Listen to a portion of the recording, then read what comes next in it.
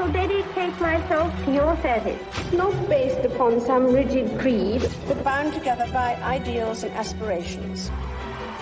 Elizabeth II, Britain's longest-serving monarch. She's reigned over this country for nearly 70 years. She's a woman of remarkable stamina. She's the most famous woman in the world. She's seen a man land on the moon, and 14 prime ministers come and go. But 400 years earlier, there was another Queen Elizabeth.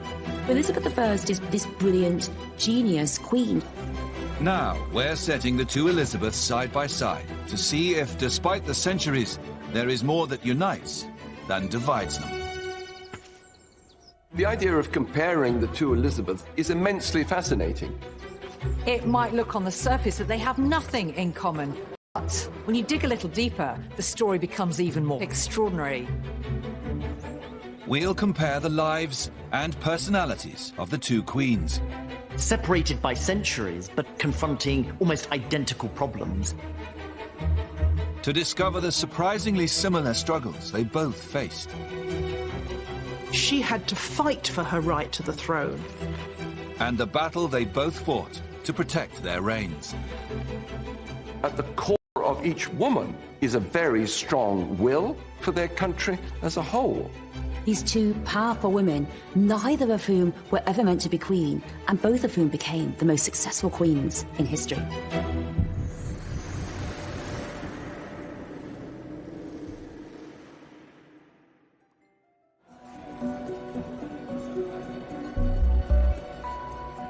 It may be hard to believe now, but two of our greatest monarchs were once royal nobodies.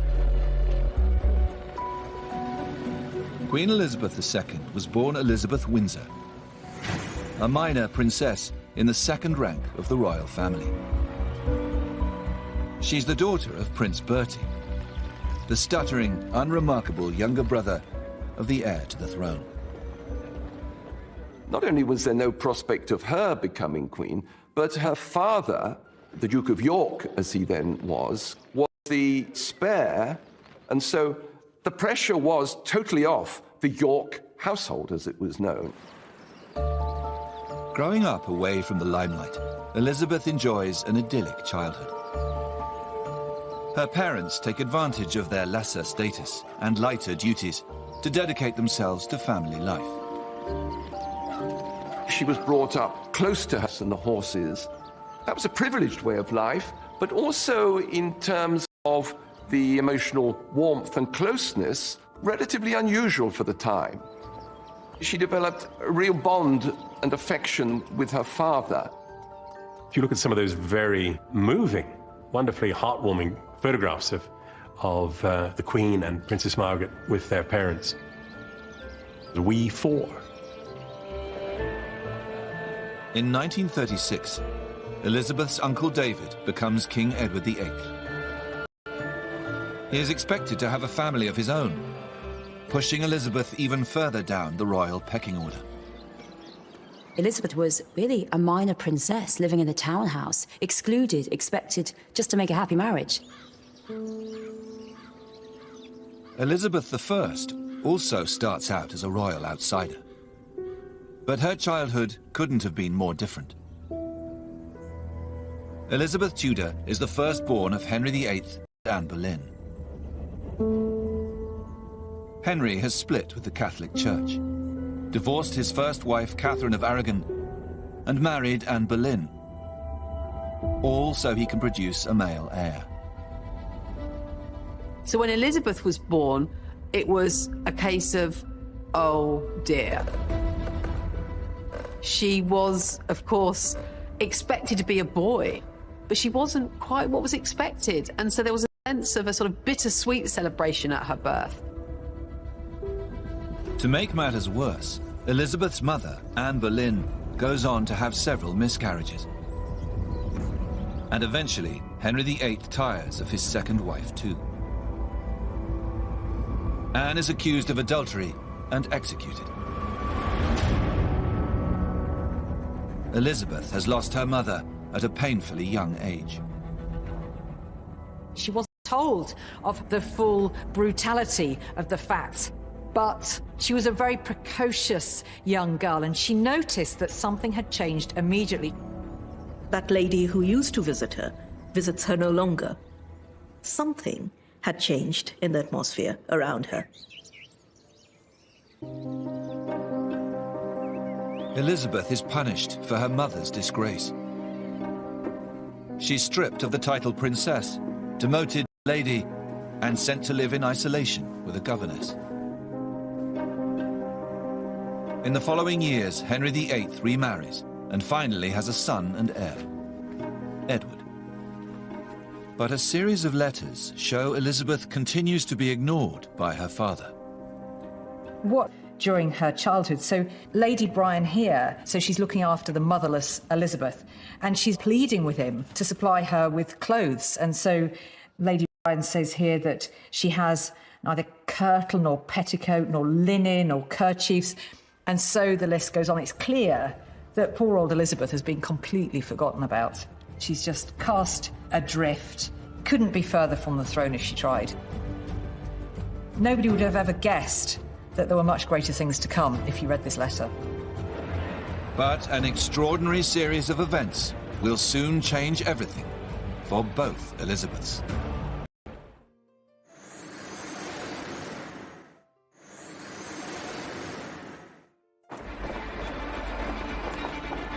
In late 1936, when Princess Elizabeth Windsor is just 10 years old, her uncle, King Edward VIII, falls in love with the American divorcee, Wallis Simpson. But as head of the Church of England, he isn't allowed to marry her. So in a shock decision, King Edward VIII abdicates.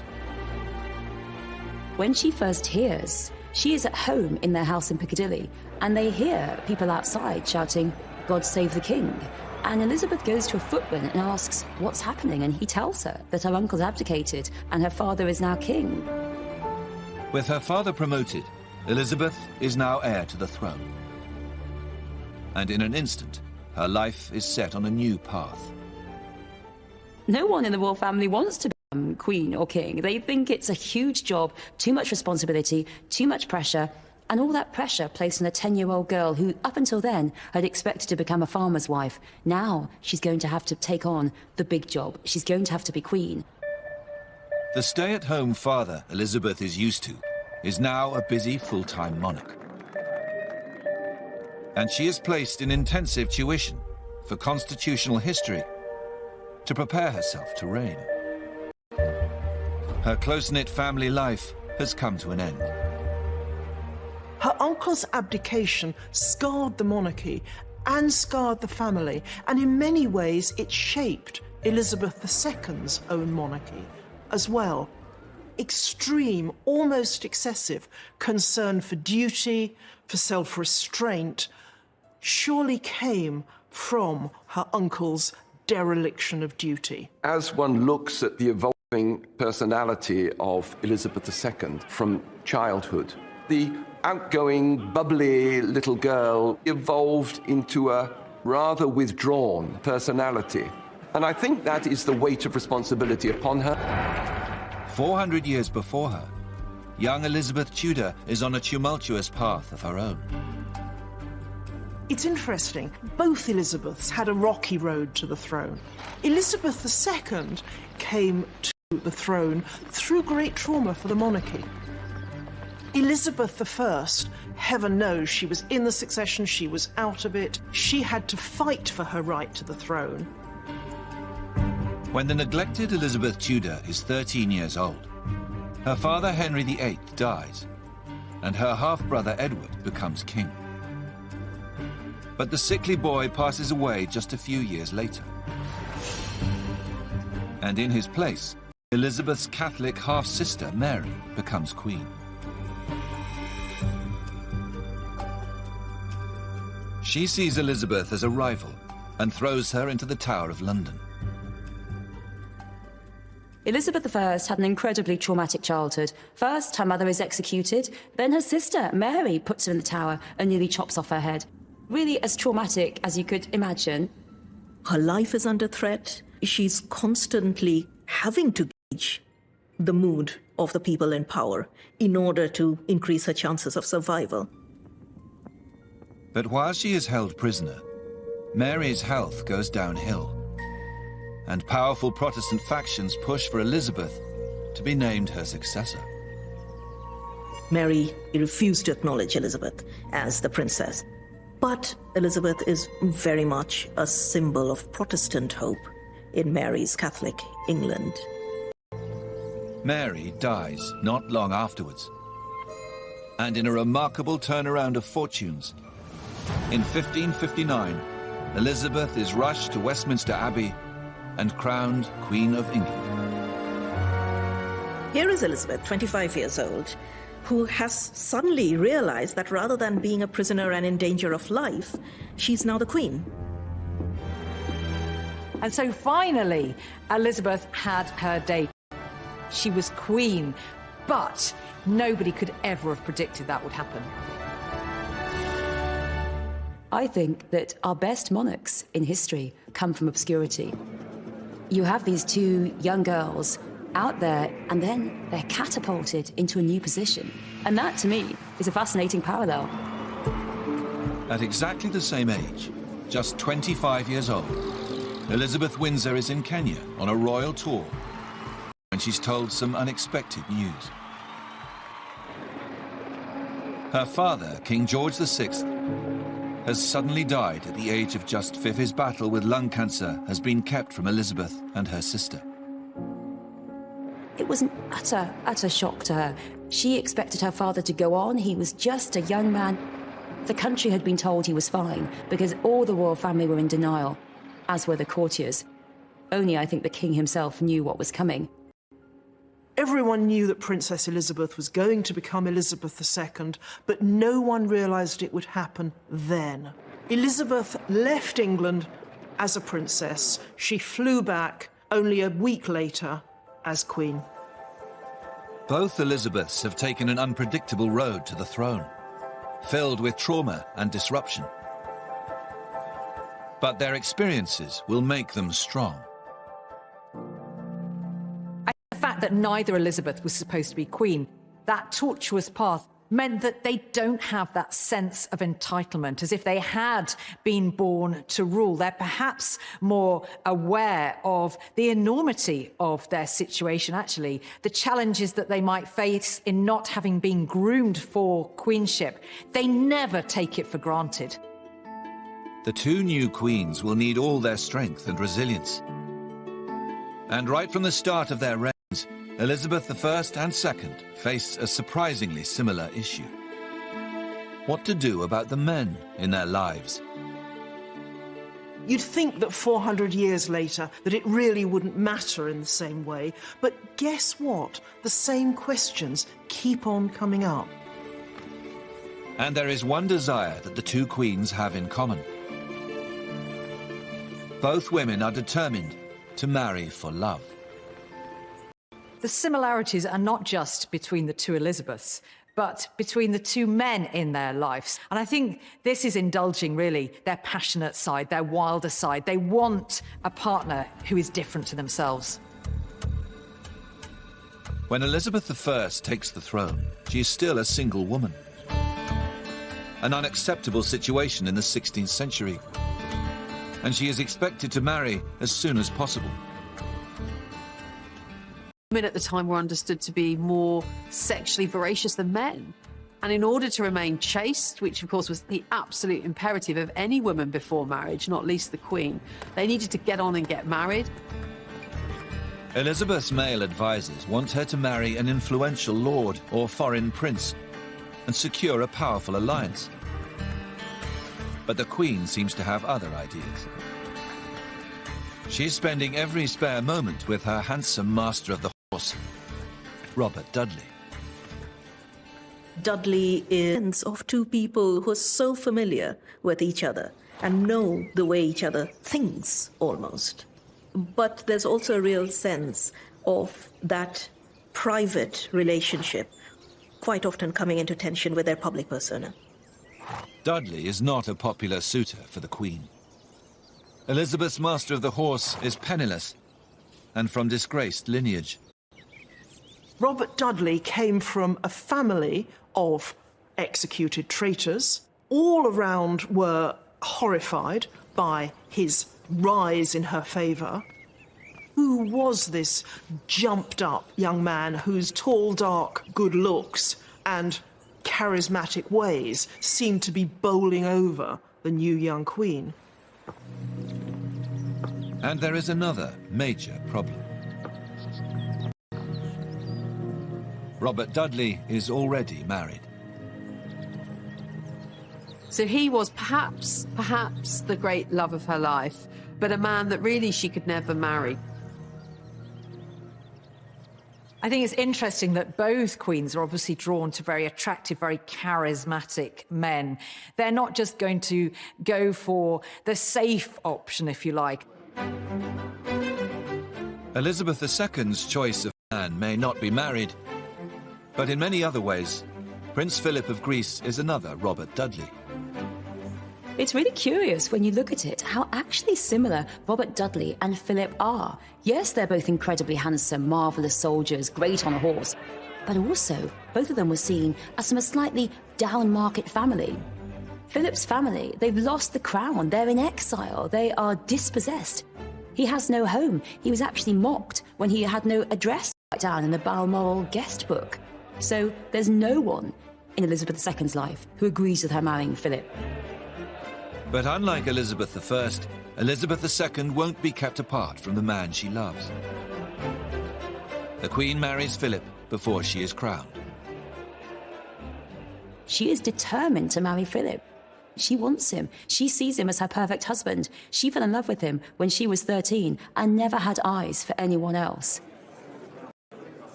But as soon as Elizabeth II becomes queen, there is the question of where her husband Philip sits in the royal hierarchy. He wants a senior royal role in the family as head of the household. Prince Philip's ambitious uncle, Lord Mountbatten, was heard at a dinner party boasting that the House of Mountbatten now sat on the throne. And this caused outrage, with old Queen Mary, with the Queen Mother. Meek and mild daughter would get pushed around by this brusque naval officer. Elizabeth has to make a choice. Give in to her husband and make him an equal partner, or follow her advisors and make Philip take a back seat.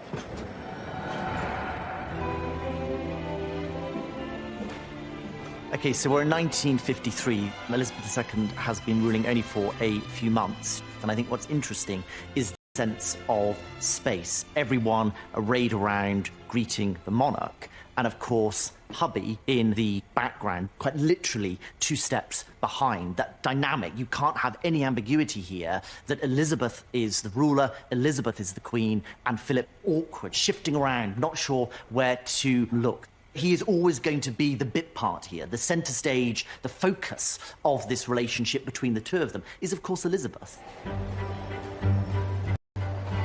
Philip is named Queen's consort, and nothing more.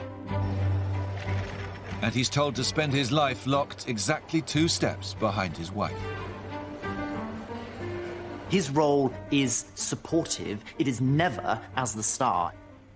I think this was a very tough decision for Elizabeth II because the Queen was deeply conventional in all other respects, but she was having to fly in the face of that and actually establish her own superiority over her husband. And arguably, both queens had to make a choice between love and duty, and both chose duty. But they did it very differently, of course. But it's interesting that they were both faced with this same conundrum. 2 years into Elizabeth I's reign, she finally has the opportunity to marry her forbidden love. Dudley's wife Amy has died suddenly in a fall, and he's now a single man. But the circumstances of his wife's death are hugely controversial. She was found at the bottom of a staircase, and rumours circulated that perhaps even the Queen had been involved. Her death was just rather too convenient. There's a lot of gossip in the court, as is inevitable in this period. But at this particular moment, those gossips really turn vicious. As the backlash grows, Elizabeth fears the scandal could endanger her hold on the crown. And she makes the heart-wrenching decision that she can never marry Robert Dudley. I think the one thing that she proves is that she's going to prioritize her duty over her personal affairs of the heart. Ultimately, worthy as a woman. Denied the man she loves, Elizabeth takes drastic action to solve the problem of who will be her husband. In a statement to Parliament, she resolves never to marry. I think it's absolute genius crafting of a speech, because she turns it on them. You are all my children. I don't need to get married. I've got you, all my subjects, as my children. And then this is the masterstroke at the end, when she says, when I have expired my last breath, this may be inscribed upon my tomb. Here lies interred Elizabeth, a virgin pure until her death. She's solving the problem of a man in a queen's life by just refusing to make a decision. And this says it all. I will not, in so deep a matter, wade with so shallow a wit. There was nothing shallow about Elizabeth's wit. Both Elizabeths have navigated the challenge of love and marriage with different but equal skill. It seems, for both of them, the crown comes first and men must come second. But they still face a difficult battle to win over their people.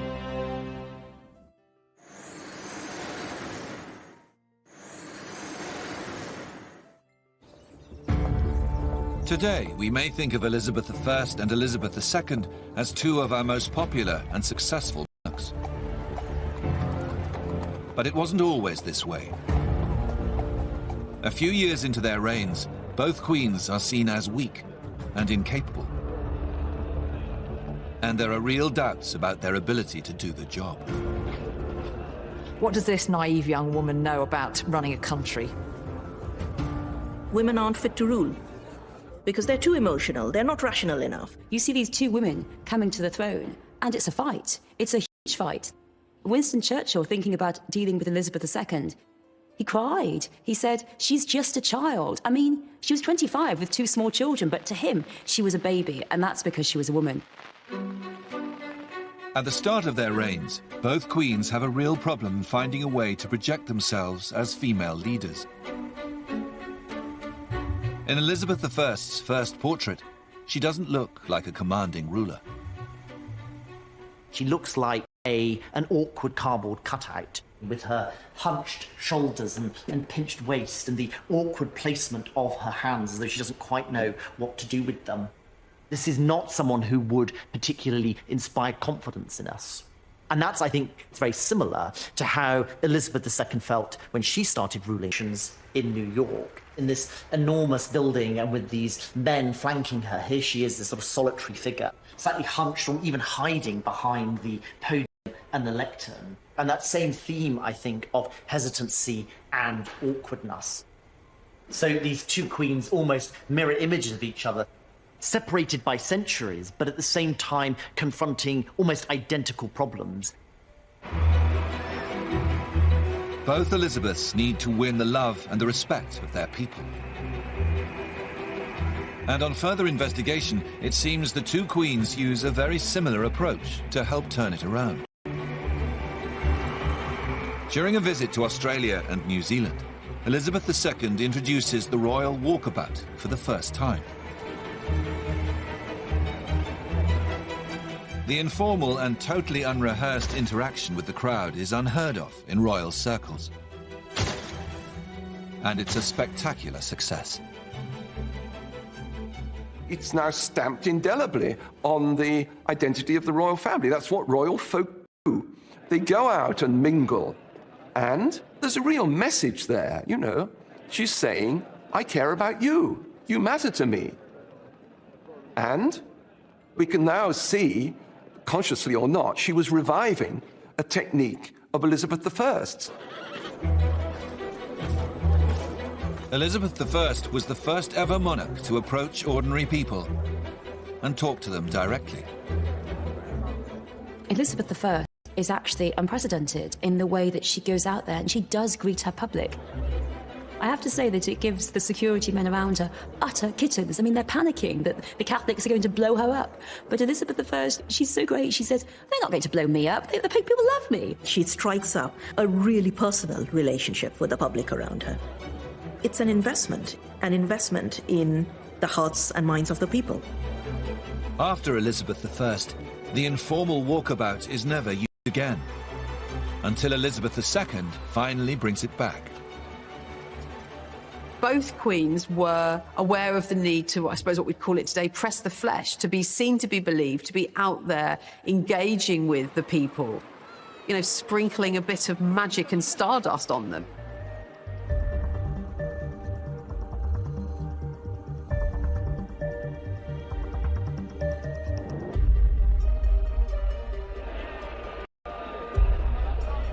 And both reigns coincide with new forms of mass media, which they use to rebrand themselves with a carefully crafted image, designed to fit their era and their power.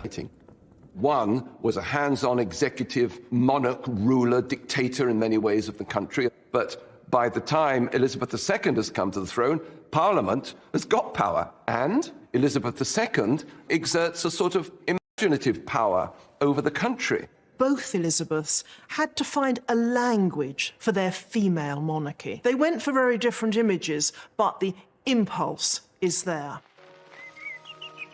In the 1960s, Elizabeth II invites television cameras in for unprecedented access to her family life. They beam a confident new version of the Queen into millions of British households.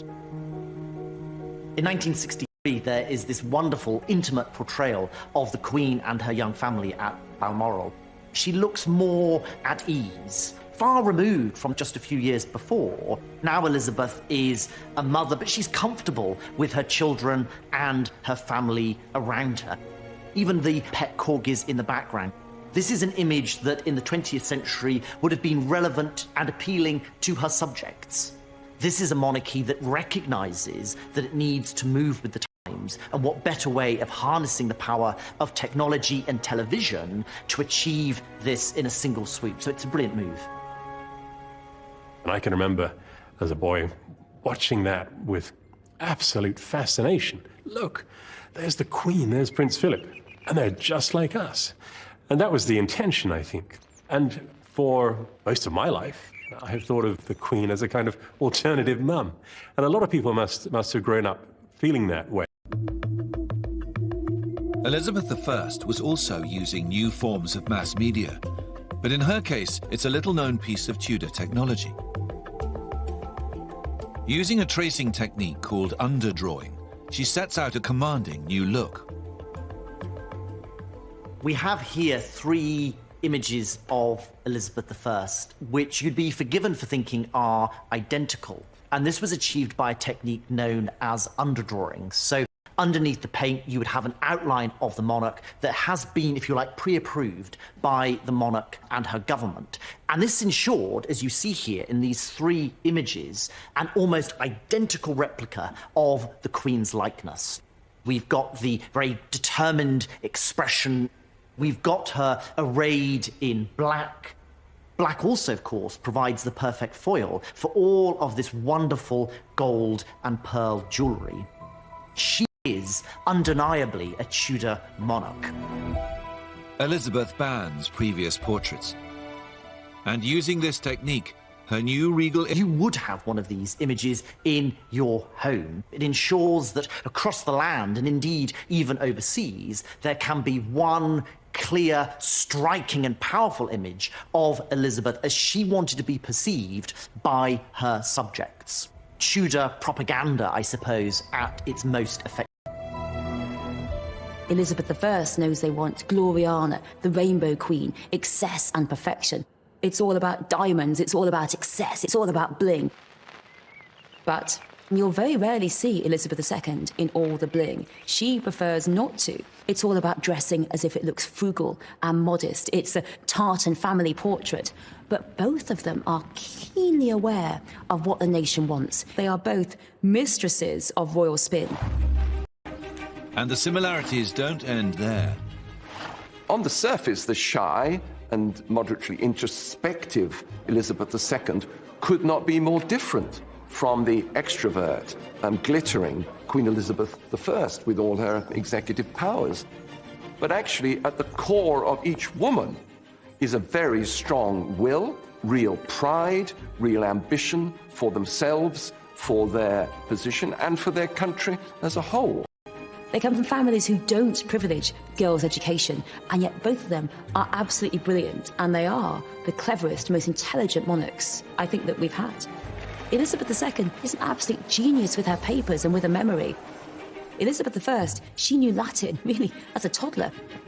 Elizabeth I wasn't a sort of wilting flower and a very delicate woman, such as the ideal was at the time. She loved hunting. She would spend hours on end engaged in the chase, and actually she wouldn't flinch from making the kill herself. And I think parallels can be drawn there to Elizabeth II. Certainly not a fragile female role model at all. When we think of queens in general, we think of these kind of revered figures who are sitting on thrones the whole time. But actually there was this kind of normality, connecting with her horses and the outdoors. And I think that is a nice, common, human fact that does actually unite these two queens. Both women share a strength of personality, and after a difficult start, have proven themselves to their people. But overseas, trouble is brewing.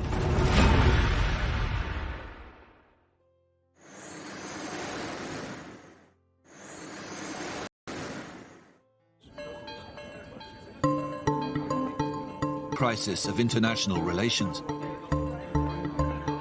They may be in different eras, but they will both need to prove they have the diplomatic skills to cope. Elizabeth and the Tudor state start creating a space for England in terms of other countries. And then it has huge repercussions, it has huge implications on the later history of English interaction with the wider world.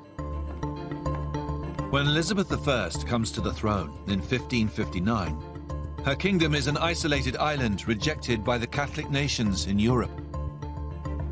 England is not a global power. They are on the margins at this point.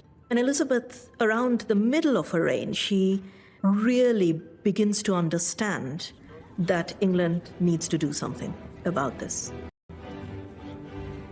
Elizabeth wants to expand her nation's horizons, acquire new riches, and spread her influence across the globe.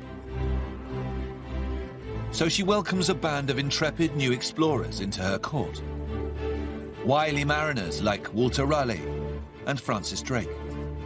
And with her blessing, they explore and settle lands all over the New World in the Caribbean and North America. Overseas expansion under the auspices of Sir Walter Raleigh and Sir Francis Drake and the like brings Elizabeth great wealth. They're bringing ships laden with gold, they're bringing exotic spices and all these expensive foodstuffs. And of course they also flirt with her, and her male commanders circumnavigate the globe and plant the flag of England in her name. But it also brings trouble. There is piracy amongst Elizabeth's navy, seizing gold bullion from Spanish ships. It causes diplomatic incidents. It excites the hostility of some of the most powerful leaders in the world. But Elizabeth I proves a master at smoothing things over. Using the diplomatic skills she's honed as a young woman in the tempestuous Tudor court, she charms the irate Spanish ambassadors and even adopts their national dress. Here we have a particularly striking portrait of Elizabeth I. What I think is really interesting about this is the silhouette of the monarch here, quite extraordinary. This huge, wide farthingale skirt is a Spanish style. And by incorporating this extraordinary silhouette from Spain, Elizabeth is making a really strident, clear statement about the importance of internationalism, the cosmopolitan nature to visits from foreign ambassadors. She always makes sure to show every courtesy so that they will write home about the English Queen's generosity, about her refinement and the culture of her court. So she makes sure they have a good time. But the swashbuckling days of Elizabeth's court mask a very difficult legacy overseas. In England's new empire, the indigenous people are oppressed, displaced, and even traded. So this is a letter from John Hawkins, one of Elizabeth's great adventurers, and he's sort of boasting of his exploits, really. This is all the beginnings of Elizabeth's empire, and he talks really about slavery because he refers to some Negroes in Guinea and has been able to sell them in the West Indies in return for gold, pearls and emeralds. This is the darker side of Elizabeth's empire, and it's something that will have ramifications 400 years later that her namesake Elizabeth II is going to have to deal with. By the time Queen Elizabeth II comes to the throne, many of the colonies are finally freeing themselves from the shackles of empire and declaring independence. And in the new dawn, there is understandably a lot of resentment towards their old imperial masters and the British monarchy. One of the great issues facing Elizabeth II at the beginning of her reign is a poisoned chalice going back to Elizabeth I. She started to create this great British Empire, and which then crumbled. All these countries could easily have decided to cease having Elizabeth as their head of state. And yet, somehow, this small, unassuming woman has become the totem, the glue that holds them all together. As Elizabeth II sets about confronting the dark history of empire, she starts to display many of the same diplomatic skills as her Elizabethan predecessor. She reinvents herself as queen of a new Commonwealth of independent nations. And as she travels around her dominions, she wins over the foreign public by embracing their culture and even their national dress.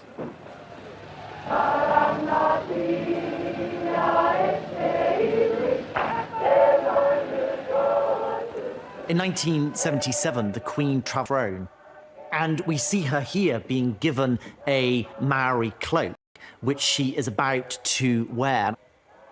Elizabeth II, in being given this Maori cloak, is showing an acute awareness, I think, of the need for an international diplomacy, showing the need for a sensitivity to other cultures, the cultures of her Commonwealth. And that's important both for Elizabeth II and Elizabeth I, as both have these expanding empires. So that need for an international diplomacy, a sort of cosmopolitan rule, becomes so crucial in the projection of their individual identities as rulers. I think we really can say that Elizabeth II has proved to be, in her own quiet way, an internationalist and a diplomat as skillful as Elizabeth I. This has been one of her great achievements, creating this family of nations around the world. They basically just say, as I think most people do, she's just the queen. That actually Elizabeth II is just kind of queen of everywhere. She is queen of the world. From the perspective of the world stage, history will see Elizabeth II as a more active and a more important monarch. And Elizabeth I, her reach extended across Europe and beyond. But despite all they've achieved, the road from here will not be a smooth one for either queen. They will soon be tested by entirely new challenges that threaten to derail their reigns. Just around the corner for both of them would be a huge threat in the face of a rival woman. And undoubtedly for each of the Elizabeths, this would be the most dramatic moment of their reign. Next time, Elizabeth I and Elizabeth II deal with the of Mary, Queen of Scots, and Princess Diana into the royal circle. Their beautiful rivals' tragic tales will push both queens into uncharted waters and ultimately define their reigns.